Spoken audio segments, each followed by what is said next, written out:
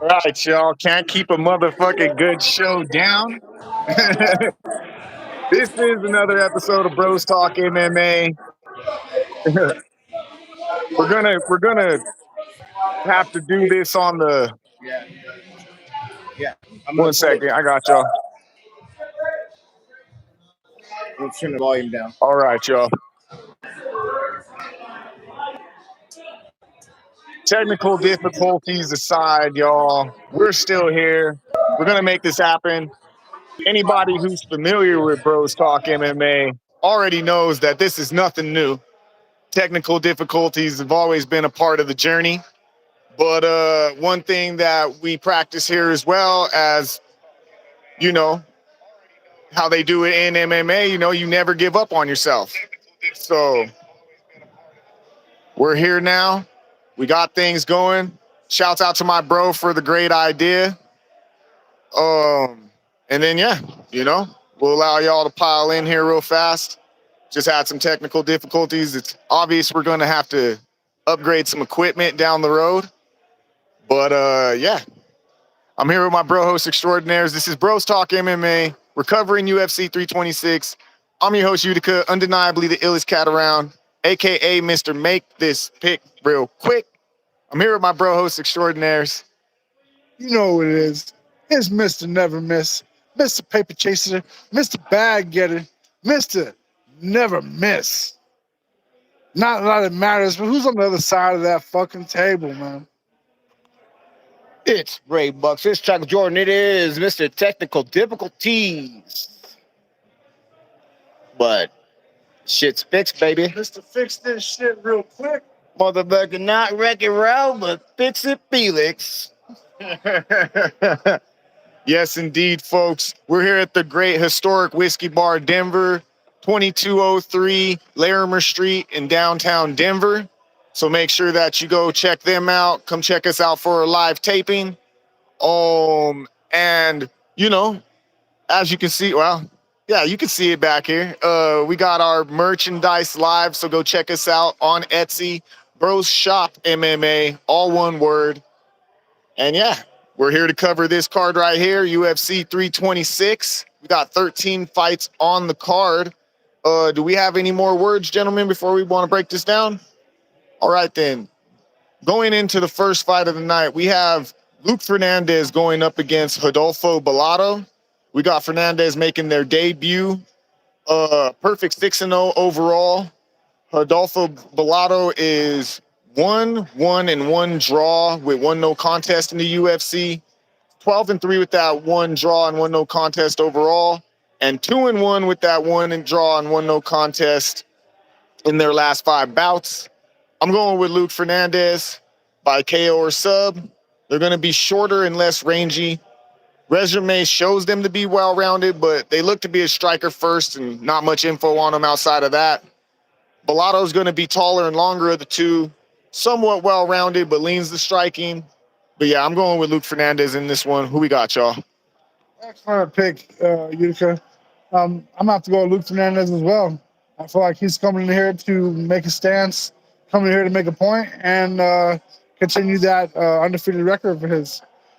What you got, Ray? Well, surprisingly, you guys picked along with the goddamn winner.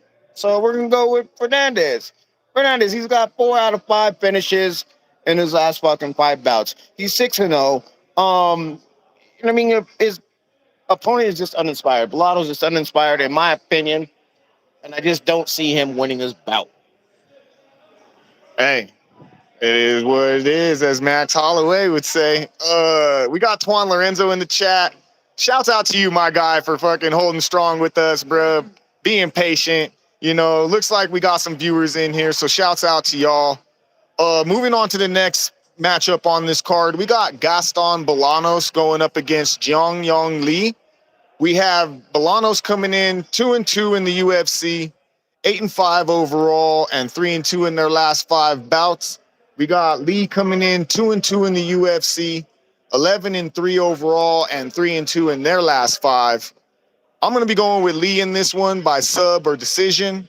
They're going to be the younger and bigger of the two. somewhat well-rounded in their skill set, but leans to striking, in my opinion. Bolanos is going to be older by 3 years, smaller in stature, and a striker primarily. The one thing that stands out about them on this card is going to be they're moving up from the 135-pound division to make their debut in the featherweight division. I just don't know how that's going to fare for them. So I'm going with Lee in this one. Even though they are a short notice replacement, I'm still going with them. Who we got, y'all? I'm going with Bolanos. I feel like having a full camp is going to benefit him in this. Though Young Lee has been known to be a dog fighter, I just don't think I don't think he's going to come in here and walk this down and be able to get Bolanos out there in a fashion that he's going to need to get up to get this win. What you got, Ray? Bolanos for the win. Bolanos is fighting up weight, which is awesome. You know what I mean? Sometimes option, right? I believe he's going to be able to get it done here. His opponent, he just doesn't impress me. And one thing I do got to say is, as long as Bolanos is able to block the takedown, this is a win. This is an easy win, in my opinion. All right. Shouts out to Cesar Marin for hanging tough with us as well. We did make it happen, my man. So anybody who's tuned in right now, if you're unfamiliar with the show, this isn't necessarily how we do things here, but we had some technical difficulties and my bro was able to make some things happen. So this is a, on the fly kind of version of the show. So excuse us if it's just, different from what you're used to if you are a returning viewer. And real quick, can we get some likes in the chat? You know what I mean? Or just like on the show real quick, because we really do appreciate y'all. And it definitely helps out the channel. We say shout out to Ashley and shout out to Phaedra. Thank you for being some of our first buyers in our Etsy store. Check out our Etsy store if you get a chance. All kinds of amazing, unique, I feel, shirts and designs from Utica. And check them out. I mean, there's some really inspiring things going on up there. And I don't think I've seen anything like this anywhere else. So check us out. Yes, indeed. Moving on to the third matchup on this card, we have Rafael Tobias going up against DR Ngozi. We have Tobias making their UFC debut, 14-1 overall, and are currently riding a 6-fight win streak. We got Ngozi coming in 0-2 in the UFC, 10-2 overall, and 3-2 in their last 5 bouts. I'm going to be going with Tobias in this one by sub or decision. They're going to be the younger and more well-rounded of the two fighters. Not much more info on them outside of that. Ngozi's going to be older by 6 years, somewhat well-rounded in their skill set, but grappling seems to be, at least at the UFC level, somewhere that they're having difficulty, and looks like that's right up Tobias's alley. So I'm going to be going with them. Who we got, y'all? I'm taking Tobias as well. Man, this guy's trajectory is on his way up, skyrocketing. This guy can do it on his feet, on the ground. He'll give you high output all the way through the end of a 3-round fight. I mean, he wins his decisions. I mean, there's not a whole lot of bad things you can say about this guy other than the fact that, he doesn't have so much of a questionable gas tank, but I think to get what he wants out of this fight and be able for it to go his way, he's going to have to manage his cardio and not try to blow his wad because Ngozi is he's a 3-round fighter for sure. I've got to go with Tobias as well. Tobias is 6 years younger. Tobias has won his last 6. Tobias has won 81% of his last wins by finish. That being said, you know what I mean? We might as well call Tobias fucking no, we're gonna call him RayBucks. You know what I mean? Because RayBucks can get it done on the feet. RayBucks can get it done on the ground. RayBucks will make a bad decision good. RayBucks couldn't get it done this last week. Your boy took the card. I just want to take the time to shout that out. Your boy is putting meat to cheeks, gripping ears and obliques, bringing the pain heavy with the rain. It was all me, baby. Yeah, I'm going to let everything you said slide only because you were able to get us online. So we're going to move on to the next matchup on this card. We got Sumaderji going up against Jesus Aguilar. We got Sumaderji coming in 5-4 in the UFC, 18-7 overall, and 2-3 in their last 5 bouts. We got Aguilar coming in 4-2 in the UFC, 12-3 overall, and 4-1 in their last 5 bouts. I'm going to be going with Aguilar in this one by submission or decision. They're going to be slightly younger of the two, smaller in stature, and I would say a grappler with evolving hands. Whereas Sumaderji is going to be slightly older, significantly bigger, and a striker primarily. But I just feel like they are going to have trouble with Aguilar's pressure. I think that's really what's going to be the X factor in this is that Aguilar, although Sumaderji will have the reach on them, Aguilar's just going to continue to move forward no matter what. So that's who I'm going with in this one. Who we got, y'all? I'm taking Sumaderji. You know, I like his counter striking. He's bigger, he's longer, he's rangier, has a really good range management. And I feel like as long as this fight stays on the ground, Sumaderji has all the ability and all the advantage to take over this fight. He has great cardio, good heart. He's a hard hitter. Hasn't been finished yet, not on his feet. I mean, he's been beat by submission, but has 4 decision wins. So he's a high output fighter. Yeah, I'm going with Sumaderji. Who you got, Ray?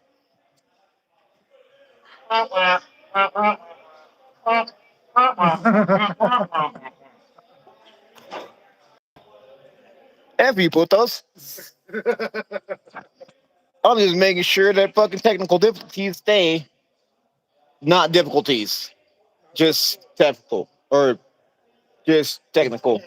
Shut up, man. Whatever, man. I did my best. Anyway, that being said, we're going to go with Jesus Aguilar because the opponent should be 1-4, even though he's 2-3, because he did rob fucking Raposo.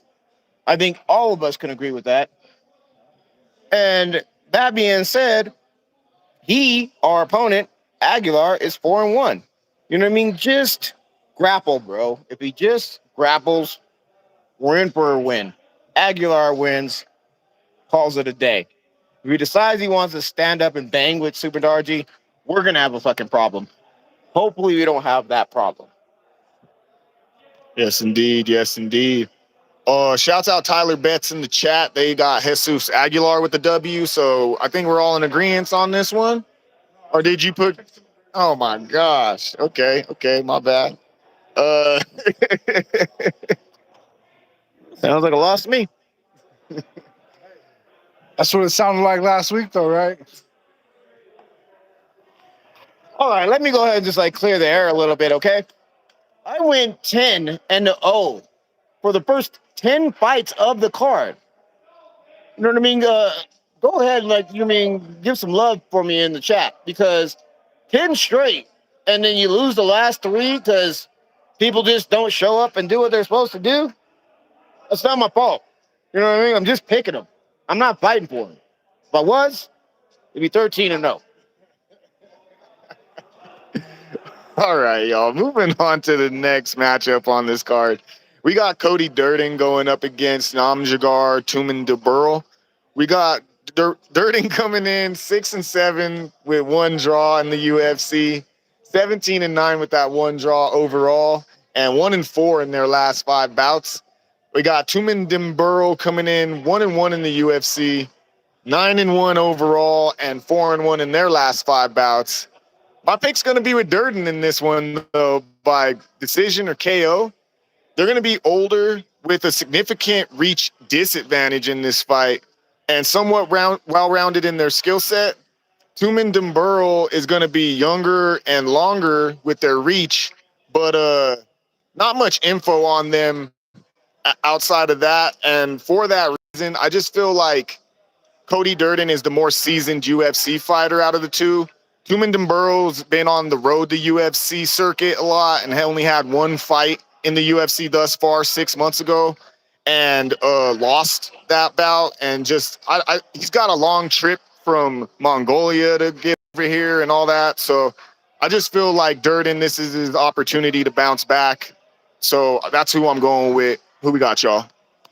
I'm taking Durden as well. I feel like he's coming into this fight looking to, keep himself relevant. I don't feel like he's had the best trajectory in the past for his recent fights. I'm not a big fan of Cody Durden, but I do think he's going to do better against Tomadem Burrow. And I just feel like experience is going to take over and is what's going to be the defining factor in this. What do you think, Ray? I think you're both fucking wrong, and I also think that there's no way I'm gonna pick a fucking Durden in this fight unless it's Tyler Durden from fucking Fight Club. We're gonna go with goddamn Tim Burrow because he's 4-1. Fucking Cody Durden, which is a lesser, like, slower brother of Tyler Durden, or I'm not gonna say the things that I want to say anyway.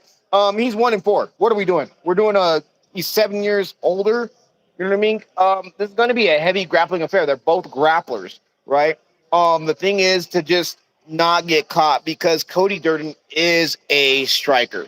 Like, don't get me wrong, he can knock you the fuck out if he needs to. But I don't think he's going to. You know what I mean? I think this is literally going to be a grab-ass, crotch-sniffing affair. And that being said, I think Tillman DeBurrow wins. All right. We got Cesar Marin in the chat. He says 3 Codys on this card and only one will win. Listen to Ray. 2 of the Codys are gonna fight like simple.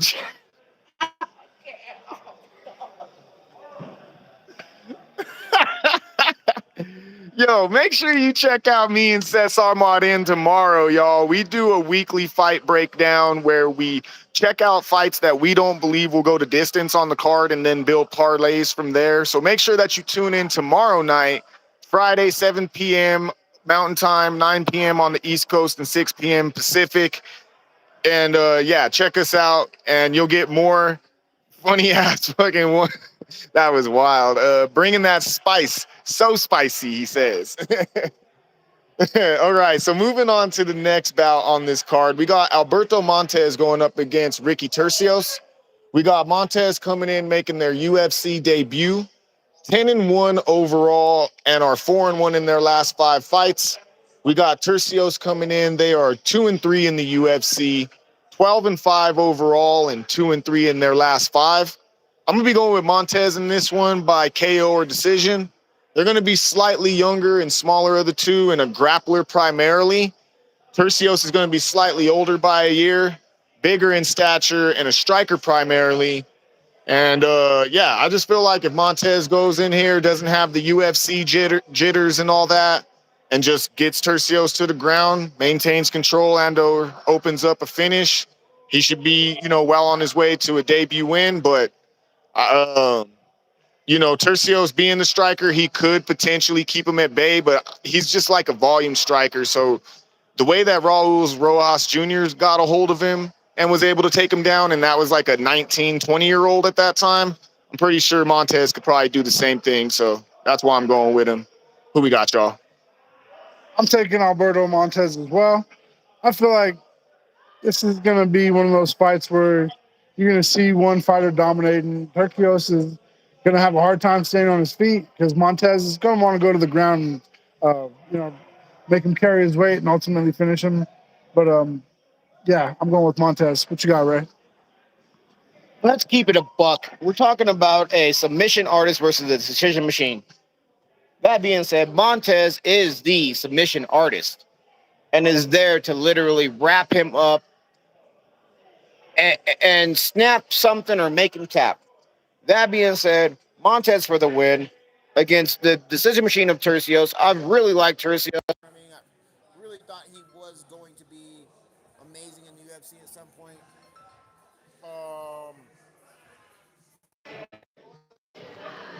He's not. All right. All right, y'all. Moving on to the next matchup on this card. We got Dante Johnson going up against Cody Brundage. Johnson's coming in 1-0 in the UFC, 7-0 overall. Brundage is 5-7 with one draw and one no contest in the UFC. 11-8 with that one draw and no contest overall, and 1-2 with one draw and one no contest in their last 5 bouts. I'm going with Dante Johnson in this one by KO. I think we all know what's going on here. I think we all know what this is. Brundage is here. He just got fucking beat up not too long ago and is turning around to get beat up again. He's basically the UFC's launchpad guy. I hate to put it like that, but just truly is that way. Johnson's going to be younger and shorter, longer in reach, power striker. Brundage is going to be older by 4 years, taller, less rangy, but somewhat well-rounded, and actually has the tools, but I just think he's mentally checked out at this point and just collecting checks. So I'm going with Johnson. Who we got, y'all? I'm taking Dante Johnson as well. I feel like Cody Brundage is going to be another one of those highlight reels on his fucking record.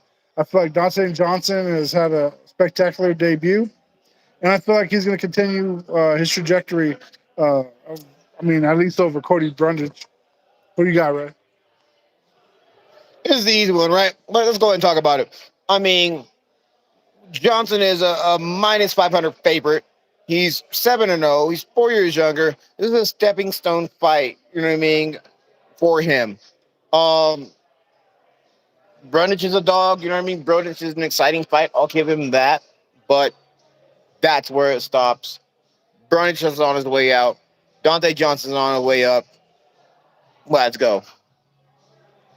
So I think Sorry, I got a little bit more just because of what Cesar Ibrahim said. Cesar says, Brundage is trash, capital T. I'm going to say that Brundage is a goddamn dumpster fire. But let's go ahead and run with fucking the easier, nicer one than what I said. We got back-to-back Cody fights. This is the last of the 3 Codys on the card. We got Cody Garbrandt going up against Long Zhao. We got Garbrandt coming in 9-7 in the UFC, 14-7 overall, and 2-3 in their last 5. We got Zhao coming in 1-2 in the UFC, 27-10 overall, and 3-2 in their last 5 bouts. I'm going with Garbrandt in this one by either decision or KO. They're going to be older by 7 years, slightly rangier slightly less rangier, but a striker primarily, really good boxing. Zhao's going to be younger, slightly longer in reach, somewhat well-rounded, but leans to a brawler type style, which I think is going to play right in the Cody Garbrandt's hand. I almost feel like the matchmakers are like, man, like we gotta do right by Cody one time, man, because he's on a skid. Let's give him somebody who's literally just going to march forward with reckless abandonment and let him set up a highlight finish. But I'm going to say this. Cody Garbrandt is on a hell of a skid, and he's fallen from grace pretty nasty. I almost would say that he's one of those examples of maybe that is why drug testing has to be so strict in sports, because after he got his ass whooped by TJ Dillashaw a couple times, he was never the same after that. And once it was proven that Dillashaw was on the juice during that time, it kind of makes you wonder, like, did he really fuck him up? Because, like, Garbrandt just has never been the same since then. But I'm going with him on this one. I'm holding out hope. Who we got, y'all? I'm taking Long Zhao. I mean, it's a long shot for Long Zhao, but I feel like Cody Garbrandt hasn't been the same since COVID. I feel like that bubble, you know what I mean, kind of, he just wasn't the same coming back. His speed, his reaction time, he was one of the best counter strikers before, he had lost to Dillashaw. I just feel like, same way you do. I just don't feel like he's been the same since Dillashaw, since COVID. What you got, Ray? I think you just long. Zhao. Anyway, I'm going to go with Cody Garbrandt. Let me go ahead and just say it like the way I fucking feel it. Okay. Cody Garbrandt fucking wins if he's healthy. He outclasses his opponent in every facet of MMA fighting. The only problem with Cody Garbrandt is he's never fucking healthy. Whenever he goes into a fight, he's always got a shoulder injury, a knee injury, an ankle injury, or something like that. Yes, and he trains like a goddamn beast. Like, and so I've got to like really appreciate that. And I'm going to go ahead and like reference the Joe Rogan podcast. I'm not sure if you've seen that when he was on it, but he literally said every fight he's ever been in, he's been injured, he's been fucked up, and hopefully he's not going into this fight that same way because he's had the longest lay or that kind of a long layoff. But Cody Garbrandt does not go into a fight without giving his absolute all. And I believe he is in this particular fight. And I just don't trust this fighter to beat him, to be honest with you. Oh, damn. We just keep the hits coming, don't we? Jeez Louise. Let's see here. I thought. What the heck? What the fuck? Oh, okay, cool. Anyways, we're a little bit behind on the stream. I'm like, what the fuck? Why didn't it disappear? But anyways, all right. So we got Gregory Rodriguez going up against Bruno Ferreira. We got Rodriguez coming in 9-3 in the UFC, 18-6 overall, and 4-1 in their last 5. We got Ferreira coming in 6-2 in the UFC, 15-2 overall, and 4-1 in their last 5.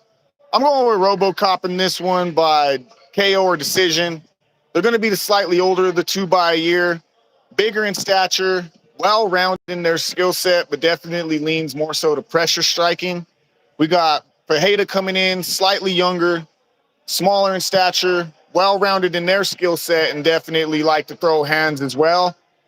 Ferreira actually won a bout between these two early on, like 3 years ago, but I just don't think RoboCop was locked in. I think he definitely is now, and so that's who I'm going with on this one.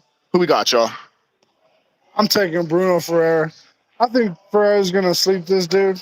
I don't see RoboCop doing anything much different as far as evolvement with his skill set. So I'm taking Bruno Ferreira. What you got, Ray? Well, unfortunately, we got to go with the cop. Move on to the next fight. It's not political.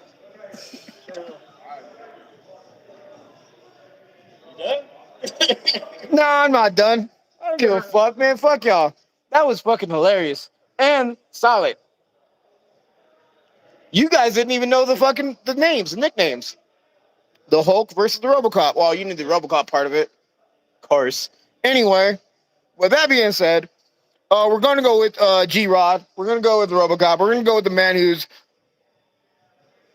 the taller man, the man that's got farther reach, and the man who only got recently knocked out by Jarrett Cannonier.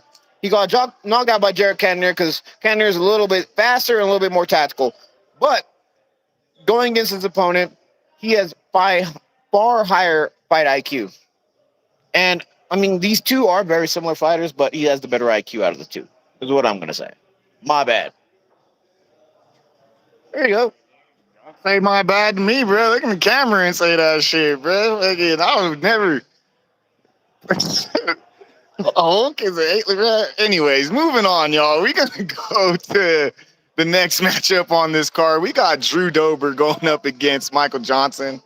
We got Dober coming in 14-11 with 1 no contest in the UFC, 28-15 with that 1 no contest overall, and 2-3 in their last 5 bouts.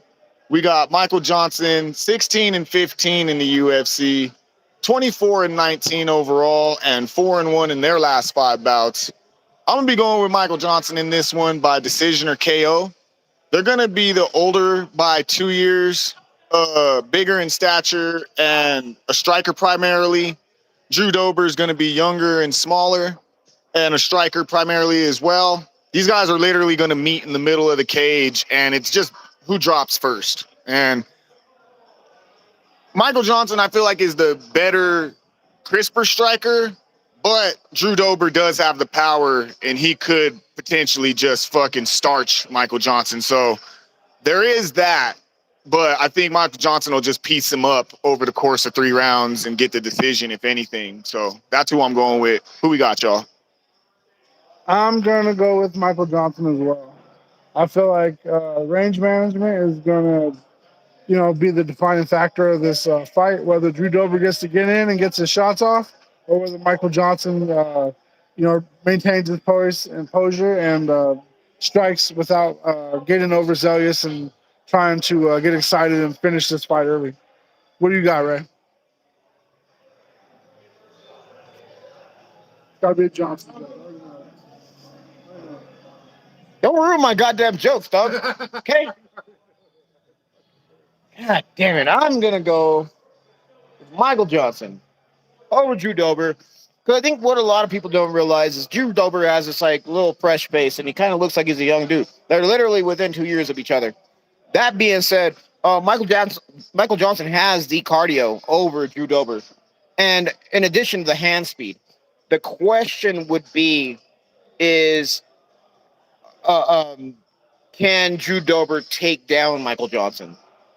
Because they do have very similar fight styles, but Michael Johnson, in the way he is fought, does not have the greatest takedown defense. So if Drew Dober is just sitting there diving at his legs, he could get hit. But Michael Johnson is a sniper, and he will just catch you with one of those very technical shots. So that's what's got to be said. Michael Johnson for the win. That's what it is. I won't make a Johnson joke. So you lost that goddamn over-under. Go ahead. All right, y'all. Moving on to we got Rob Font going up against Raul Rosas Jr. We got Font coming in 12-8 in the UFC, 22-9 overall, and 2-3 in their last 5. We got Rosas Jr. coming in 5-1 in the UFC, 11-1 overall, and 4-1 in their last 5. I'm gonna be going with Font in this one by decision. They're gonna be the older of the two by 17 years. Slightly shorter but longer in their reach, which is going to serve them well being a striker primarily as they are. And their jab is their main weapon. So we got Rosas Jr. coming in younger, slightly taller, less rangy in reach, but a grappler primarily. So this is a clash of styles. If Rosas Jr. is able to get a hold of Font early and actually be effective and not just hold him down, he could definitely take this fight. But I think Font has great takedown defense. He will, basically stuff these takedowns, keep putting that jab in Rosas's face, and then eventually Rosas is just going to be spamming takedowns until he can't even last past the second half of the second round. And I think Font potentially opens up a finish, but definitely will put the pace on him and be able to get it on the cards, in my opinion. Who we got, y'all? Who'd you take? Font. I'm gonna have to go against the relentlessness, pressure of the young, hungry lion. I'm going with Raul Rosas Jr. I feel like he's going to take some punishment, but he's in this fucking at this level for a reason. You know what I mean? He's coming in, capable of taking just about anybody he wants down. It's just a matter of putting in the work on the ground. He's not going to stand up and win this fight with Rob Font. Rob Font has way better crisp boxing, probably has the better speed and accuracy, even for as old as he is, 17 years of age, or 17 years older than Rojas. But I think Rojas is going to get this done on the ground. What you got, Ray? 17 years, is that real? Is that a real stat, yo? Holy shit. Like, I'm surprised I didn't put that down on my thing. Great fucking stat, by the way.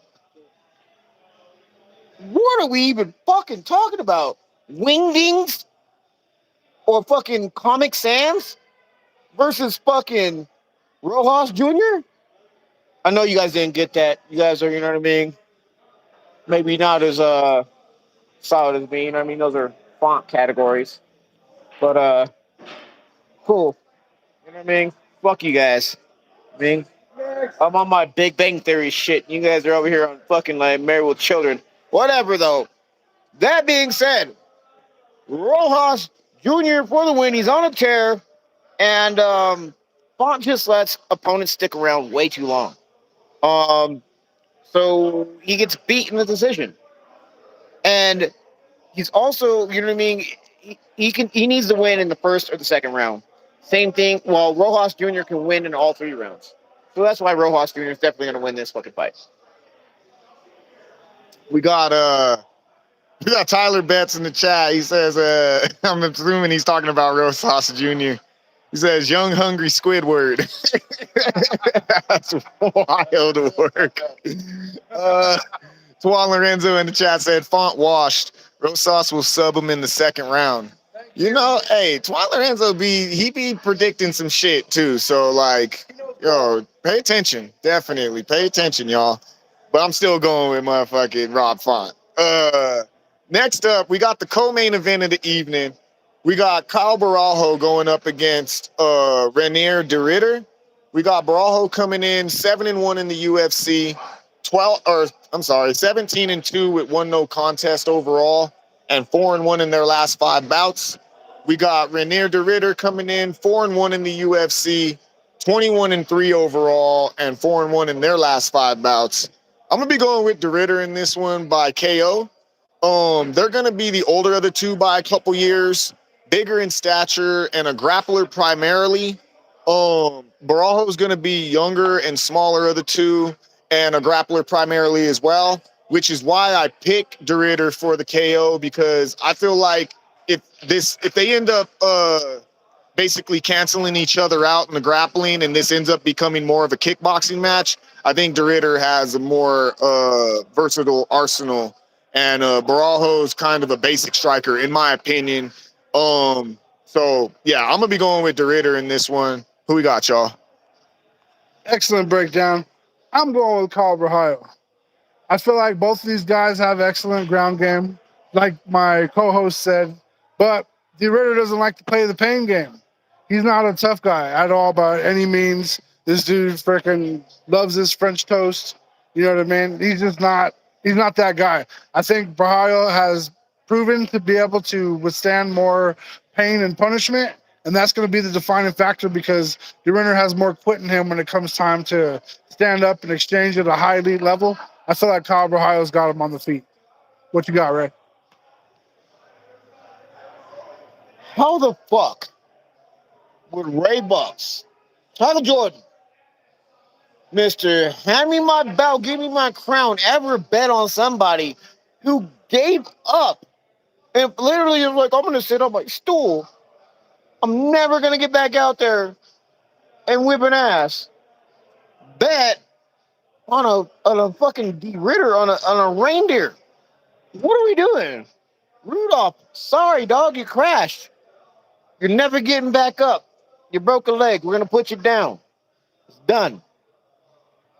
We're going with Barajo. He didn't give up. You know what I mean? He lost too recently. He didn't just sit on his stool like, I'm not going back out there.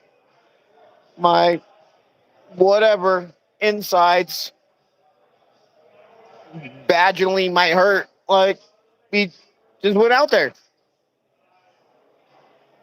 He made it happen. I think Kyle Barajo he has a lot of similarity. Kyle Barajo has a lot of similarity for his fight style as Nasruddin Imavov, and Imavov just beat de Ridder. So that's not de Ridder. I'm sorry. He just beat Barajo. But I don't think de Ridder's on Imavov is fucking like you can't even mention those two in the same sentence. I think y'all are thinking too much into his last performance. He was highly compromised in that last performance and making a super short turnaround from his last fight going up against Brendan Allen, who also came in on short notice. So de Ridder wasn't even planning on fighting him. And so I just think that y'all might be thinking that last performance is like his defining, like that defines him. And I just think y'all are going to be in for a rude awakening. There's a difference between I can't and I won't. And I won't means the willpower of not even trying anymore. I can't means my ass is beat, my legs don't work. You know what I mean? My pussy hurts. I can't get off the. You know what I mean? There's a big difference.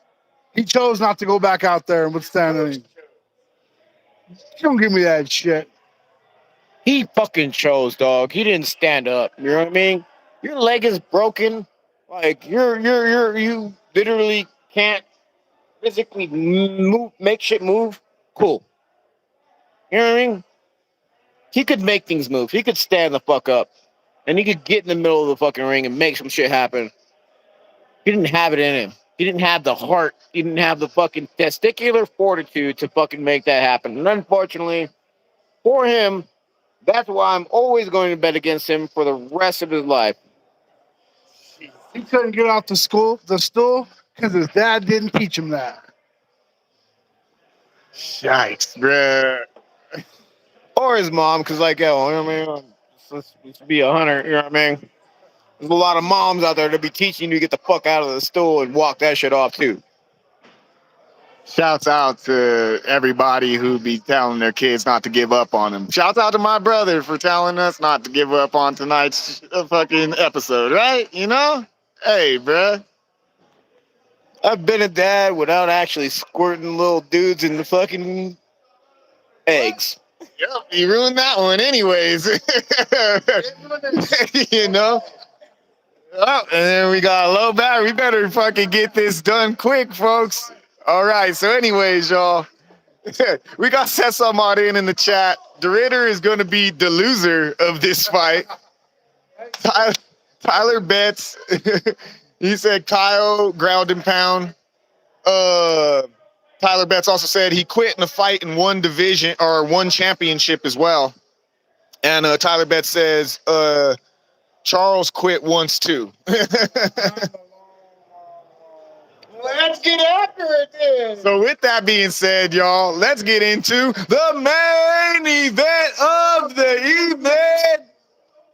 We have the BMF title on the line, y'all, in a rematch of a fight that took place that ended unceremoniously. We have Max Holloway going up against Charles Oliveira. We got Holloway coming in 23-8 in the UFC, 27-8 overall, and 4-1 in their last 5 bouts. We got Oliveira coming in. They are 24-11 with 1 no contest, which I believe that 1 no contest was his first fight with Max Holloway, where he got injured and couldn't continue anymore. 36-11 with that 1 no contest overall, and 3-2 in their last 5. I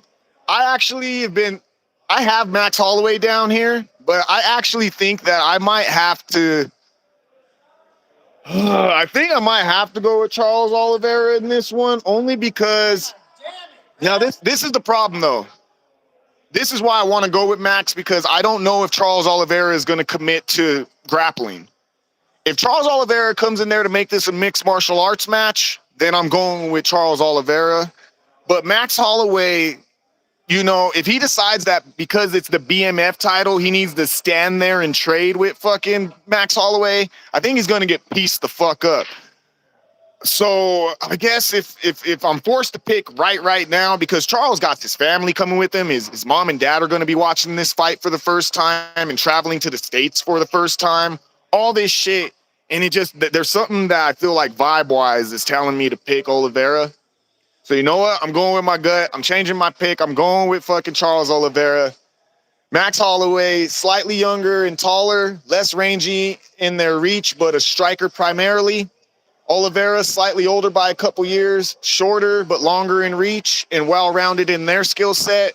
If they come out and use all of their skills, they win this fight easily. If he comes out to just only stand up with Max Holloway wins. But I'm going to Bronx on this one. Last minute decision change. Who we got, y'all? I'm going with the Bronx as well. I feel like he's faced much, let me explain, much heavier competition. He's been put on his back and had, like, I say put on his back, like not fucking pushed or fucking slammed. He's been fucking cracked and fucking put on his back and have still finished motherfuckers on the ground that have gone down there thinking they were going to finish him. So I think Yeah, I think Holloway doesn't have the power to put him on his back for one. Two, Bronx is a shoot boxer. You know what I mean? That's his game. He loves to stand up and fucking bang. I feel like he hits harder than fucking Holloway. Holloway probably has the better head movement. He's gonna have the more crisper boxing, but every time Oliveira is gonna land heavy, you're gonna see the impact it's gonna have on Holloway as opposed to when he's gonna be landing on Oliveira. So I'm taking Oliveira for the win. Both these baby girls are fucking hilarious. Let me go ahead and explain something to you about fucking Max Holloway. Max Holloway literally fucking KO'd a dude while he was talking to fucking Dana White. He was just moving his head, not yet. He pieced him up. Whatever. Can I just punch you while talking to somebody else and like I'm always gonna hit you and you can't hit me? That's wild as shit.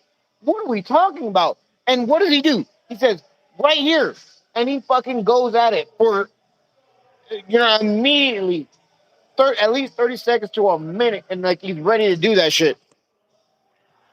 I feel like that whole fucking standing point in the middle of the ring thing is ruining this fucking sport. Because I have fighters that I enjoy watching fight, and they go standing there and do that fucking hand thing, and they get pieced up, and they start covering and want to fucking grapple and shit. Like, it makes me dislike you if you're gonna point to the center of the stage and then result to fucking doing a level change because you're getting pieced the fuck up.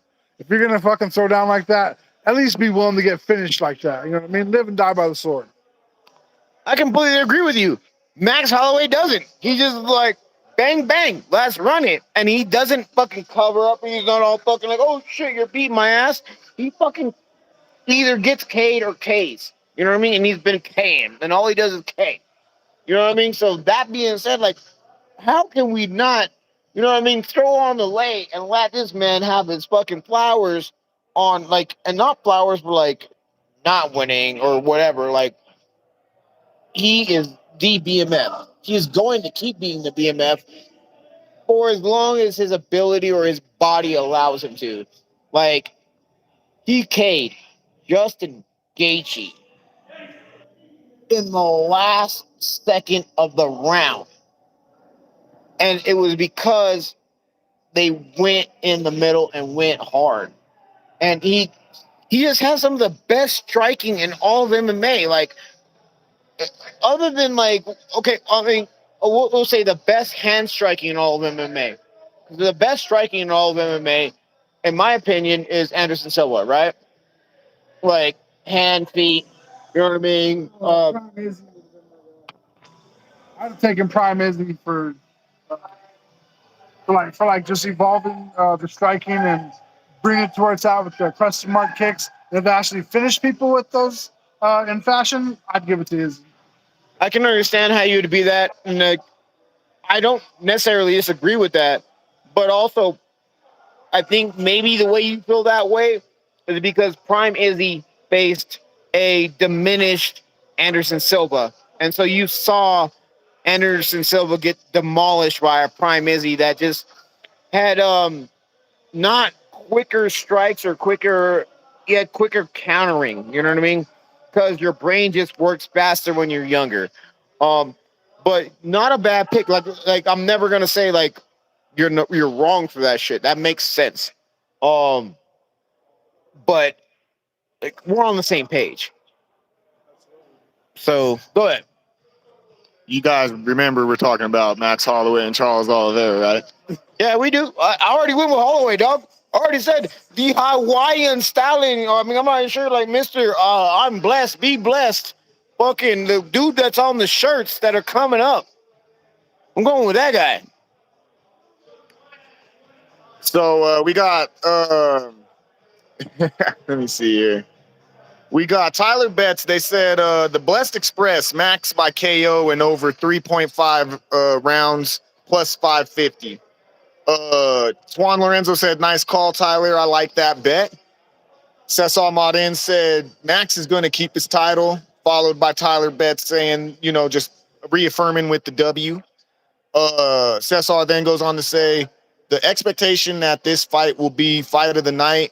It's up to them to deliver, and I feel that they will. I mean, like, who else can challenge them as fight of the night on this card? that's gonna happen, right? Like that's the move. And I think 30 seconds, because that's what he usually does that at 30 seconds, right? He starts fucking. No, 10 seconds of the third round. That's the rule. I'm telling you. whatever you want to say, that's fine. I've seen him do it a little bit earlier than that, right? Even I don't give a shit.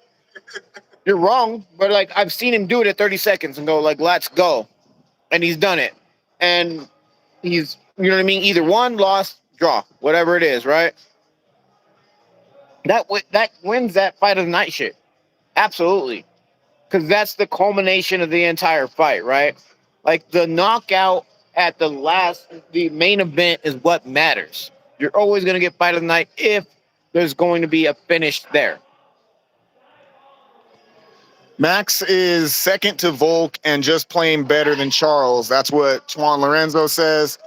Like, in striking, I just don't know if he's better than Charles in mixed martial arts. If this is a true mixed martial arts fight and he has Charles is on Max's back or gets him to the ground, it's gonna be nasty for Max. Not only that, I feel like the type of competition that Oliveira's faced, like Islam Makhachev would fucking ragdoll Max Holloway. You know what I mean? Like it wouldn't even be much of a fight. I feel like Oliveira is still the top in the elite, you know, at these levels, still competing at an elite level. And people are just sleeping on Charles, man. They're sleeping on his ground game. They're sleeping on his finish game. And they're sleeping on his chin. Because he does get cracked here and there, but he doesn't go out. He just fucking, he waits for the embraces, somebody to come and dare to try to fucking, compete with his jiu-jitsu. I mean, who knows? This might end up just being literally a 10-second fight where literally nothing mattered up until that last 10 seconds. And it literally gets defined within those seconds. So we'll have to see, though. Cesar Marin says, y'all already talked about how Charles subbed Gaethje, so he's got that on Max. Juan Lorenzo says, Oliveira said he won't throw down if Max points down. He said he wanted to win more than throw down with the fight on the line. Oh, okay. So Oliveira might be coming from a legacy standpoint on this one, and he doesn't care how it gets done. He's just trying to get the win. So we'll see. It sounds like he's not going to buy into the ground type of thing. Yeah. He wants to do enough work to finish it to where he doesn't have to try to go to that fast and extent to try to finish it. For sure. Real quick, let's see here. That's smart on Oliveira. Cesar Marin. Let's see here. Y'all got any parlays?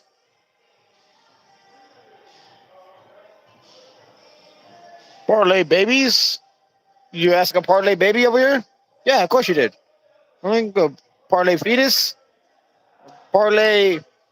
We're asking the parlay dude. What do you got? Oh, you're not asking that. I don't know who that guy is. That's not me. When you want to go ahead and respect my full name, I'll absolutely give you parlays. Parlay God. You got any parlays? The parlay god absolutely has fucking parlays. Parlay god is gonna go with Jesus Aguilar. Why? Because the opponent should be 1-4. He's not, because he get robbed. Like I said, Raposo. He's 4-1, and as long as he just grapples, he fucking wins. We go on to the next one, and we're gonna put these all in a row. We're gonna go with Tillman DeBurl. Tillman DeBurl is 4-1. His opponent is legitimately a 1-4. 7 years of fucking like age shit. You know what I mean? It's gonna be down already, bro.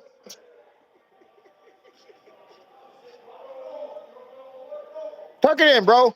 You're not the parlay god, and you ain't talking about parlays. So shut up. That being said, Tillman DeBurl, Montez, because he's a submission artist versus a fucking decision machine, and then Michael. Wait, no, sorry, not Michael.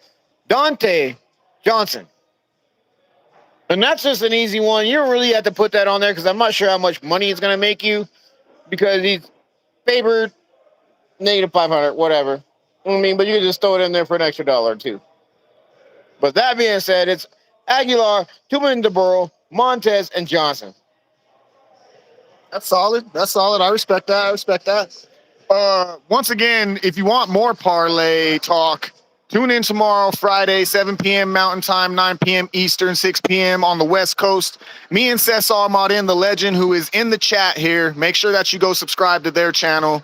We'll be breaking down fights on this card that we believe will not go to the finish and build a parlay off of that. So make sure you tune in tomorrow. Make sure that you like this episode. Make sure that you subscribe to the channel. Shouts out to everybody who has done so far. Make sure that you go check out our Etsy store and go copy some Bros Talk merch and or some merch. Max Holloway, Charles Oliveira. And follow us on IG and TikTok at Bros Talk MMA, y'all. Any closing words, gentlemen? Yes, I got some closing words. We got Juan Lorenzo. As we know, he's a pretty solid picker. He's got Fernandez, Dante Johnson, Rosas, Kyle Bravo, and he says that's easy money. I do agree with him to a point. I mean, I can't because I'm picking against Rosas and Barajo, but I've seen Juan Lorenzo, be a prophet on this show. So I'm not going to go against anything he says. Make sure you check him out as well. Subscribe to his channel. And yeah, this has been another episode of Bros Talk MMA. I'm your host, UTICA, undeniably the illest cat around, a.k.a. Mr. Make This Pick Real Quick. You got any words real quick before we fully outro? It's Darren T, Mr. Paper Chaser, Mr. Never Miss. What we got to say, Ray? Let me go ahead and give him another one. He's Mr. 11-2 last week. Mad respect. I gotta give it to him. But also, fuck that shit because I missed a 2-week winner ROI all day, and I only lost by 1 to him. Not on the old card because I'm dope as fuck. Give me my belt. Hand me my crown. Greatest ever. Greatest ever will be keep it fucking moving. I want to celebrate you going 10-0 on your perfect card until it wasn't. Man, y'all were being real nice to each other there for a second. It was warming my heart. But right on, y'all. Once again, thanks to everybody who bared with us through the technical difficulties. Give my brother a fucking shout out for being able to keep things moving and thinking under pressure, And yeah, we'll make sure to shore up these difficulties in time for next show. But with that being said, this has been another episode of Bros Talk MMA. And until the next time, folks, we out.